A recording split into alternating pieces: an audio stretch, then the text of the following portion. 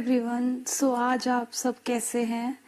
तो आज हम लोग ट्रू एंड फॉल्स की बात करने वाले हैं जो हमारे चैप्टर 1 में है, क्लास 9th के।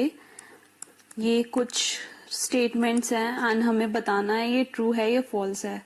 एंड मैं बच्चों आपको एक और बात बताना चाहूंगी कि हम लोग इसमें पूरी एनसीईआरटी को कवर करेंगे। हम कुछ भी एक्सरसाइज नहीं छोड़ेंगे, हम सारी एक्सरसाइज के सारे क्वेश्चंस करेंगे एंड जो भी सॉल्व क्वेश्चंस है वो भी करेंगे, ताकि अगर किसी बच्चे को कोई डाउट आता है तो वो इस वीडियोस को देखकर उस डाउट को सॉल्व कर सके।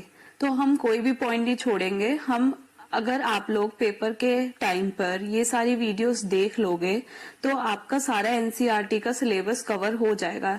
ये आपका मैं मेक श्योर करूंगी, ठीक है। सो अब हम सॉल्व करते हैं एंड बताते हैं ये ट्रू है या फॉल्स है। तो हमने अभी तक सारे टाइप्स के like natural number, whole number, integers and rational numbers तक हमने पिछले लेक्चर में कर लिया था। एंड जिसने वो वीडियो नहीं देखी है तो वो प्लीज एक बार जाकर देख ले। फिर उसके बाद हम लोग ये ट्रू एंड फॉल्स स्टेटमेंट्स के बारे में डिस्कस कर रहे हैं, ठीक है। तो उसकी हेल्प से हम लोग यहाँ डिस्कस कर रहे हैं। तो वी नो दैट अब हमारे को स्टेटमेंट गिवन है every whole number is a natural number, ये स्टेटमेंट है। तो हमें पता है जो नेचुरल नंबर है वो 1, 2, 3 एंड सो ऑन होता है, एंड होल नंबर जो होता है वो 0, 1, 2, 3 एंड सो ऑन। तो पता है हमें कि जो होल नंबर्स है जो 1 से लेके 3 एंड सो ऑन है वो तो नेचुरल नंबर में है, बट जो 0 है होल नंबर में वो नेचुरल नंबर में नहीं है। तो हम ये नहीं कह सकते कि every whole number is a natural number. 0 एक ऐसा होल नंबर है जो कि नेचुरल नंबर नहीं है। तो हमारी यहाँ ये स्टेटमेंट रॉन्ग हो जाती है, ठीक है। ये फॉल्स स्टेटमेंट है।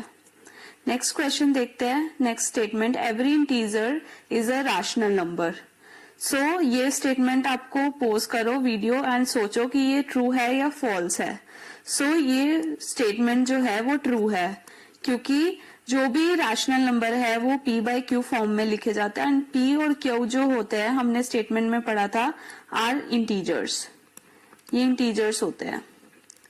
सो अगर हम सपोज कोई भी m इंटीजर ले लें तो हम उसको हमेशा रैशनल फॉर्म में लिख सकते हैं, m/1 की फॉर्म में। तो ये हो तो p बाय क्यू ही गया। तो हम हमेशा हर इंटीजर को रैशनल नंबर की तरह लिख सकते हैं। तो every integer is a rational number. I hope आपको समझ में आया होगा। अगर कोई भी डाउट है तो आप कमेंट सेक्शन में पूछ सकते हैं। तो हम अपनी थर्ड स्टेटमेंट पे चलते हैं। Every rational number is an integer. तो हमें ये बताना है ये स्टेटमेंट फॉल्स है या ट्रू है। तो ये स्टेटमेंट फॉल्स है। इसमें हम एक एग्जाम्पल लेते हैं 3/5, ठीक है। ये एग्जाम्पल लिया तो ये रैशनल नंबर है, this is a rational number, but we know that this is not an integer. Integer p by q form का नहीं होता, वो ऐसे होता है -1, 0, 1, 2 एंड सो ऑन। सो ये जो है वो इंटीजर नहीं हुआ। तो every rational number is not an integer, ठीक है। तो ये स्टेटमेंट फॉल्स हो गया हमारा। तो ये बोले जाएगा कि every rational number is not an integer, ठीक है। अब हम आगे अपनी एक क्वेश्चन सॉल्व करते हैं। एक और क्वेश्चन इसमें गिवन है। ये बहुत अच्छा क्वेश्चन है। Find 5 rational number between 1 and 2। तो ये क्वेश्चन काफी बार पूछा जाता है, तो मेक श्योर कि आपको ये क्वेश्चन समझ में आए। तो इसके 2 मेथड है, बट हम लोग इसमें एक ही मेथड डिस्कस करेंगे जो मुझे पर्सनली बहुत अच्छा लगता है।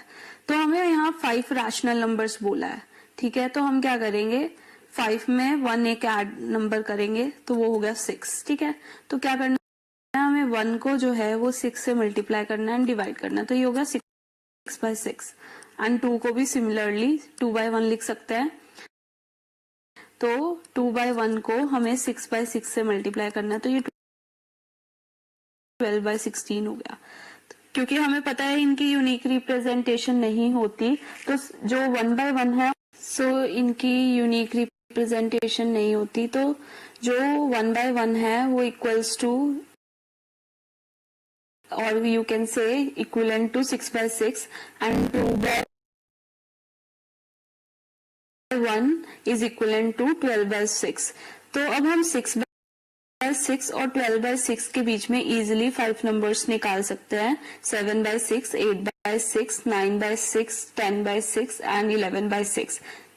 ये हमारे पास रैशनल नंबर्स आ गए। बट अगर हम इसको स्टैंडर्ड फॉर्म में लिखें, जो कि एक सिंपलेस्ट फॉर्म होती है, स्टैंडर्ड फॉर्म मतलब सिंपलेस्ट, सबसे छोटा नंबर बनाना है, जिसमें क्या होता है कि जो न्यूमिनेटर है एंड डिनोमिनेटर है उनके बीच में सिर्फ 1 जो है वो कॉमन फैक्टर हो। तो 7/6, 4/3, 3/2, 5/3, 11/6। तो ये सिंपलेस्ट फॉर्म आ गई। हमने इसको सिंप्लीफाई कर लिया इस 5 नंबर्स को, एंड ये हमारा आंसर आ गया। तो हम लोगों ने अभी तक इस क्वेश्चन का, ये बहुत अच्छा क्वेश्चन है, काफी बार पूछा जाता है, एग्जाम्स में भी पूछ लेते हैं, तो ये काफी अच्छा क्वेश्चन है। अगर कोई भी डाउट है तो आप कमेंट सेक्शन में पूछ सकते हो। नेक्स्ट वीडियो में हम लेक्चर 3 में एक्सरसाइज 1.1 को पूरा सॉल्व करेंगे, सारे क्वेश्चंस उसके। Thank you for watching this video.